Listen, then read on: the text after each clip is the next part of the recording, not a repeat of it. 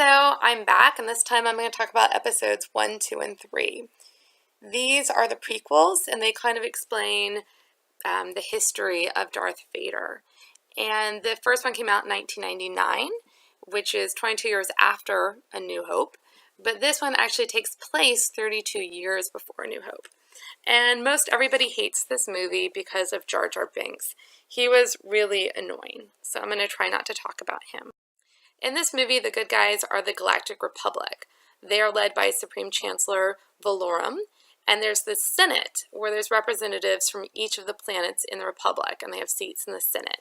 For example, from the planet Naboo, there is Senator Palpatine, and then there's also Princess Padme Amidala, who runs Naboo. And the reason why Naboo is important is because the bad guys are the Trade Federation, and they kind of look like fish, and they have this blockade of battleships around Naboo, so they're about to attack Naboo.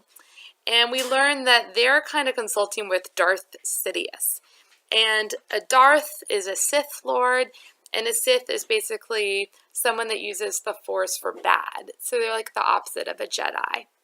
And then he has his own apprentice called Darth Maul. And also there's the Outer Rim, and the Outer Rim are the planets that are not in the Republic, and so it's kind of like the Wild West out there. So when the Supreme Chancellor hears that the Trade Federation is trying to attack Naboo, he asks 2 Jedi to go do some negotiations. And the Jedi are the really good guys. They use the Force to protect the peace. And so he asks Qui-Gon, who's a Jedi Master, to go and take his Padawan, Obi-Wan Kenobi. And a Padawan is like a Jedi in training. So they go meet with the Trade Federation. But what we learn is the Trade Federation aren't the real problem. It's really Darth Sidious, who, again, is the Sith Lord who's using the dark side of the Force, and he's kind of manipulating the Trade Federation. So Qui-Gon and Obi-Wan take Padme to Tatooine to protect her. There, the spaceship crashes, and they try to buy parts for it, but they don't have any money. They do meet this 9-year-old slave named Anakin Skywalker. He's really good at making things, like this droid he made named C-3PO. He can also fly really well, and so he wins this pod race, and that gives them the money they need to buy the spaceship parts. Qui-Gon also thinks that the Force is strong within Anakin, so he buys Anakin's freedom, and then he tells his mom that he wants to take him to train him to be a Jedi. She's, of course, really sad to see him go, but knows that it's a good deal for him. Qui-Gon takes Anakin to the Jedi Council and asks them if he can train Anakin to be a Jedi. They say no, because they think he's susceptible to the dark side. Qui-Gon decides to take him on as a Padawan anyway, in defiance of the Council. One thing I think is cool about this scene is you can see all the different Jedi. There's even Yoda.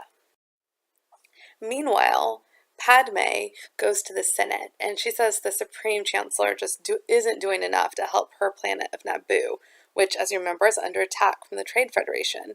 So she moves for a vote of no confidence in the Supreme Chancellor, and she suggests that Palpatine, her friend, the senator from Naboo, should become the new Supreme Chancellor, and that's what happened. Then there's the Battle of Naboo. On the ground, there's a big fight with all the Jar Jar Binks people. And then in the air, Anakin ends up flying a spaceship and ends up pretty much winning the battle in the air.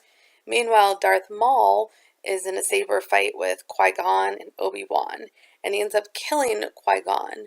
But before he dies, he makes Obi-Wan promise to train Anakin to become a Jedi. So that is the first episode, and then we get to Attack the Clones. This takes place 10 years later, so Anakin is now 19 years old. The good guys are still the Galactic Republic, but now Palpatine is in charge, because remember, Padme got him elected. And the bad guy is this guy, Count Dooku. He's leading the Separatists, and he is a former Jedi who went to the dark side. And the bad guys have this droid army of robots, and what's cool is the good guys, the Republic, have this clone army.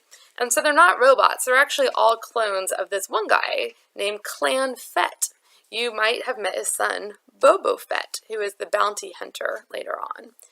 I think it's interesting to note that the stormtroopers worked for the good guys in the beginning. Meanwhile, Anakin and Padme are falling in love. This part of the movie is really boring. It's also not a great idea.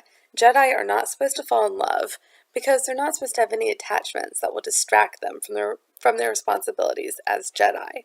Speaking of attachments, Anakin goes looking for his mom. She's been kidnapped by these sand people, and she ends up dying in his arms. He gets really mad, and then he kills all of the sand people. Jedi are not supposed to do this. They're supposed to be the peacekeepers and only kill in self-defense. Then Anakin and Obi-Wan have this three-way lightsaber against Dooku. Dooku cuts off Anakin's arm, and he ends up kicking both of their butts, but none of them actually die. And then Yoda shows up, and he fights Dooku, and this time Yoda wins, but Dooku escapes.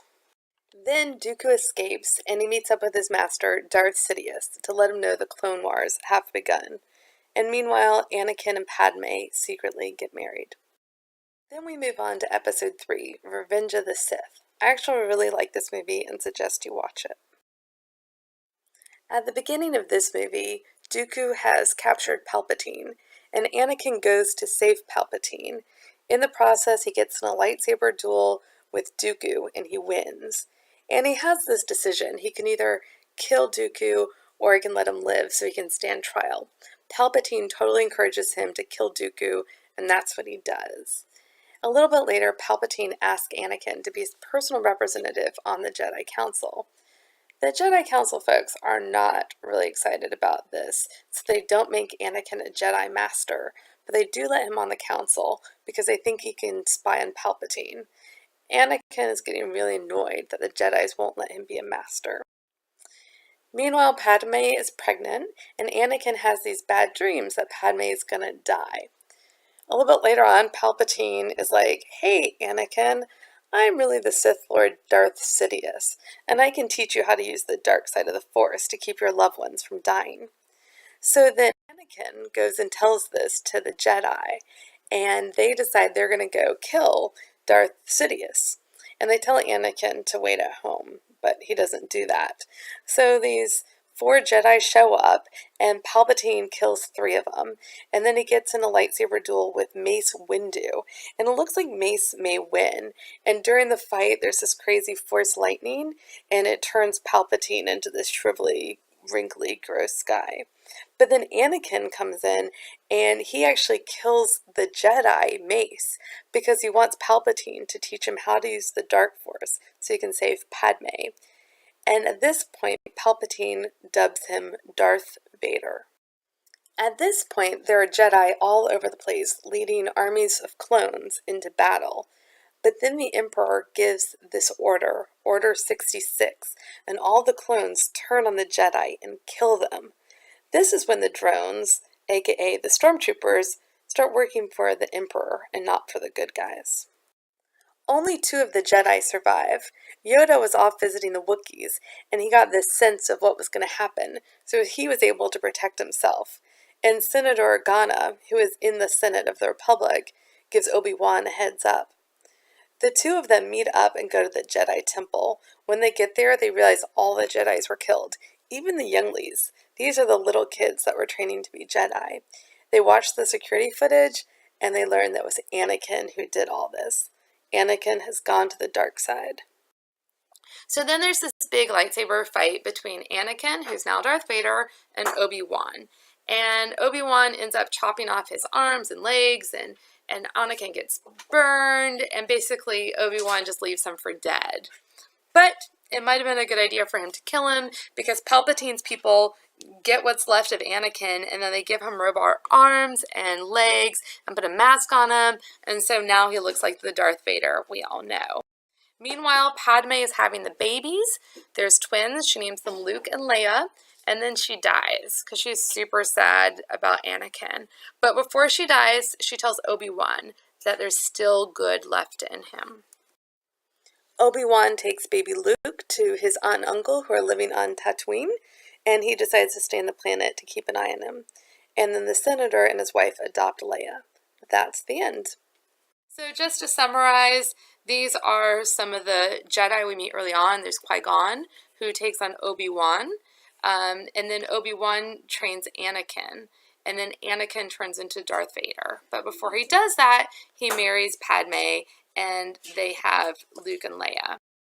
And on the bad side, there's Palpatine, who we thought was a good guy when he was a senator from Naboo, but it turns out he's really the Sith Lord Darth Sidious, and he becomes the Emperor. And he's the one that makes Darth Vader go bad and then saves Darth Vader's life. And so Darth Vader is loyal to the Emperor. And that's my summary.